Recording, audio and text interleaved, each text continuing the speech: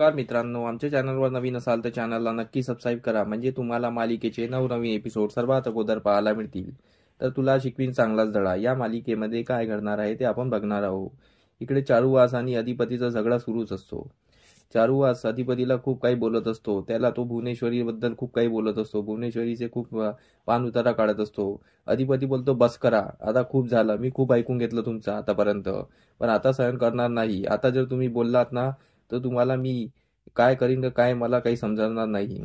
आणि तुम्ही आईसाहेबबद्दल काय बोलता आहे हे मी चांगल्याने ऐकून घेतलेलं आहे. आता तुम्ही बस करा. तुम्ही माझे बाप नसता तर मी तुम्हाला आतापर्यंत ढगात पोहोचवलं असतं. अधिपतींनी 4 वाजता झगडा सुरूच असतो तेवढ्या तिथे आजी येतात. दुर्गीने आजीला अडवण्याचा खूप प्रयत्न केला असतो, पण आजी तिथे येतातच. आजी आल्यानंतर यांचा झगडा खूप वाढत असतो. अधिपतीने चारुवासला धक्के मारून पाडलेलं असतं, पण भुवनेश्वरीच्या चेअरने चारुवास त्याने स्वतःला सांभाळून घेतलेलं असतं. तर अधिपती बोलतो, बघा, तुम्हाला आताही आईसाहेबाची चेअरने तुम्हाला वाचवलेलं आहे, नाही तर तुम्ही आता त्या भिंतीवर आदळला असतात. पण बघा, तुम्हाला आईसाहेब आणि आईसाहेबाची चेअर सुद्धा वाचवते आहे, आता तरी समजा. तर चारुवास बोलतो, अरे तुझ्या डोळ्यावर त्या भुवनेश्वरीची पट्टी आहे, पण माझ्या डोळ्यावर नाही आहे. तू त्या भुवनेश्वरीचा सपूत आहे आणि तू काय म्हणतो आहे, तुझं अक्षरावर प्रेम आहे, तुझं असं असं प्रेम असतं तर तू तिला बाहेर काढलं असतं का? तू माझ्यासारखा नाहीच आहे. तर अधिपती बोलतो, तुमचं काय आहे हो, तुम्ही पहिलेपासून माझ्याकडे लक्ष दिलं असतं तर असं झालंच नसतं. तुम्ही तर चारुलताबाई गेल्या तेव्हापासून तुम्ही फक्त चारुलता करत राहिले, माझ्याकडे काही लक्ष दिलं नाही आणि माझ्याकडे काही पाहिलं नाही, म्हणून मी असा झालो. जर तुम्ही मला प्रेम दिलं असतं वेळेत आणि माझ्याकडे लक्ष दिलं असतं तर आज मी असा नसतो. आणि तुम्ही माझ्यासाठी दुसरी आई आणली आणि तुम्ही त्यांच्यासोबत असा संसार केला, मला काही वाटलं नसतं. तर चारुवास बोलतो, मी तर कधी जन्मात त्या भुवनेश्वरीला प्रेम देणार नाही, कारण की तू माझ्यासारखा नाही आहे. कारण की मी चारुलतावर खूप प्रेम केलेलं आहे आणि आताही करेन आणि मरतपर्यंत करेल.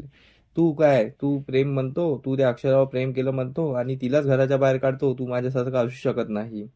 तर अधिपती बोलतो, हो ठीक आहे, मी तुमच्यासारखा नाही आहे, मी माझ्या आईसाहेबासारखा आहे आणि मला तसंच चालणार आहे, पण तुम्ही आईसाहेबाबद्दल काही बोलायचं नाही, नाहीतर मी आता काय करेन तुम्हाला माहिती नाही.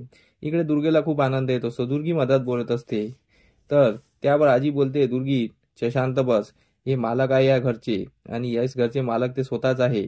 त्यांनी जर मनात आणलं ना तर तुला घराच्या बाहेर भिकेला ढोबरे मागायला लावेल आणि त्यांच्या समोर काही बोलू नको, तू जा वरती. दुर्गीला ती हाकलत असते. तर अधिपती आणि चारुवासचा झगडा चालूच असतो. इकडे भुवनेश्वरी आणि अक्षरा भेटलेले असतात आणि ते एकांत खोलीत बोलत असतात. आई बाबा नसतात. तर भुवनेश्वरी बोलते, अहो तुम्हाला काय माहिती, तुम्ही माझं लग्न तोडलं, भर लग्नात तुम्ही आमची इज्जत घातली आहे. एवढ्या लोकांसमोर तुम्ही आम्हाला कसं बाई बोलले आहे, आम्हाला कसं वाटलं, तुम्हाला काही कळतं आहे का? तुम्ही भर लग्नात येऊन आमचं लग्न तोडलं. आमच्या किती इच्छा आकांक्षा होत्या आणि आम्ही एवढी इज्जत कमवली. एवढी इज्जत कमवायला किती वेळ लागतंय तुम्हाला माहिती आहे का? किती वर्ष लागले आम्हाला एवढी इज्जत कमवायला आणि तुम्ही एका क्षणात आमची इज्जत घालवली, पण आम्हाला काही फरक पडत नाही. आम्ही आमच्या मनात ठाम आहो. तुम्ही जर आमच्या जागी येऊन विचार केला ना तर तुम्हाला कळेल की आम्ही किती दुःख भोगलेले आहे. आम्ही त्या माणसावर प्रेम केलं आणि त्या माणसासोबत आमचं लग्न झालेलं नाही आहे. ते आम्हाला किती हे वाटत आहे. तुम्हाला एकदा फक्त अधिपतीने घराच्या बाहेर काढलं आणि तुम्ही तुमच्या आईच्या इथे येऊन राहिले आणि मी तुम्हाला अशी बोलत आहे तर तुम्हाला झोंबलं, पण तुम्ही आमच्या जागी येऊन कधी विचार केला का? असं ती भुवनेश्वरी अक्षराला बोलत असते. तर भुवनेश्वरी बोलते, आम्ही तुम्हाला घराच्या बाहेर काढलेलं नाही, अधिपतीने तुम्हाला घराच्या बाहेर काढलेलं आणि आता अधिपती तुम्हाला घरात घेऊन येणार नाही. तर अक्षरा बोलते, मी एक ना एक दिवस ते मी येणार, मी नेहमीसाठी इथे आलेली नाही आहे आणि अधिपती मला घेऊन जाणार आणि मी त्या घरातून निघालेली नाही आहे, मी फक्त माहेरी आली आहे, मी लवकरात लवकर त्या घरात येणार. तर भुवनेश्वरी बोलते, हो का, अधिपती तुम्हाला घेऊन येणार, थांबा मी कॉल लावते. इकडे अधिपती चारुवाससोबत बोलत असतो, त्यांचा झगडा काही संपत नाही. तर ते दोघे एकमेकाचे उकाने पाकाने काढत असतात. इकडे आजी त्या दोघांचं मध्यस्थी करत असते.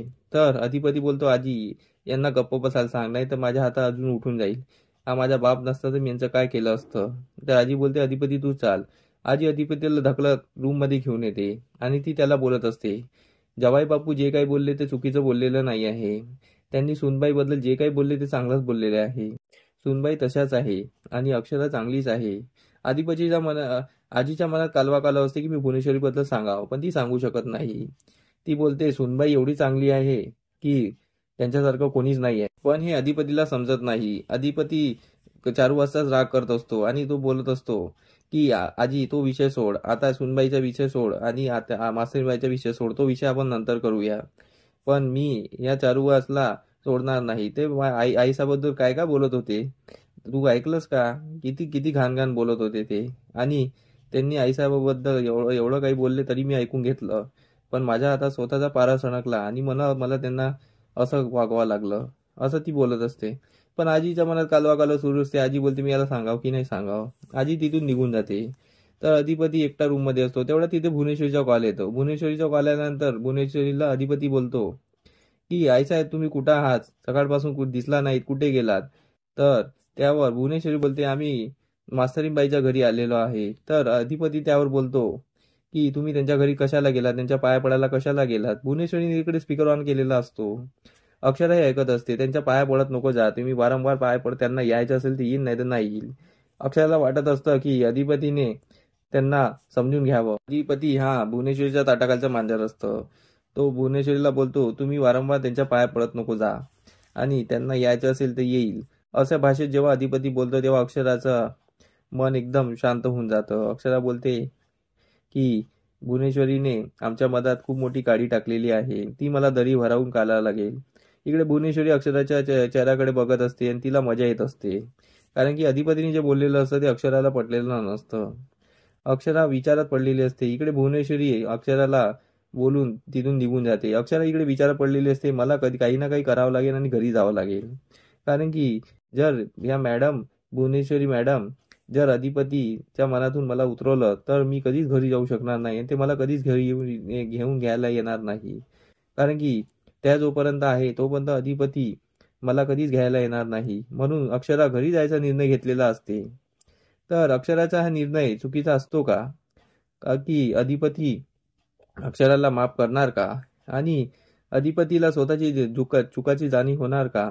आणि चारुवासने जे सांगितलेलं अधिपतीच्या डोक्यात पडणार का की भुवनेश्वरी या आतल्या गाठीची बाई आहे, असं तसं तो चारुवास अधिपतीला बोललेला असतो. तर भुवनेश्वरी अशीच आहे का हे अधिपतीच्या मनात बिंबवणार का? ते आपल्याला समोरील भागात कळणारच आहे. आता नवीन नवीन एपिसोड हे इंटरेस्टिंग असणार आहे. तर आमच्या चॅनलवर सतत बनवून राहा. आम्ही तुम्हाला नवीन अपडेट देत राहू आणि तुम्हाला कळवत राहू की समोरील भागात काय करणार आहे. आमचा एपिसोड कसा वाटला मला कमेंट करून नक्की सांगा. आमच्या चॅनलला लाईक करायला विसरू नका आणि सबस्क्राईब केलं नसेल तर सबस्क्राईब करायला विसरू नका. धन्यवाद. मंडळी, तुम्हाला आमचा व्हिडिओ कसा वाटला हे आम्हाला कमेंटद्वारे नक्की कळवा. तेव्हा आम्ही तुमच्या प्रतिसादाला उत्तर नक्की देऊ. आणि आमचे व्हिडिओ बघत राहा. आमचा व्हिडिओ किती छान वाटतो हे आम्हाला कमेंटमध्ये नक्की सांगा. धन्यवाद.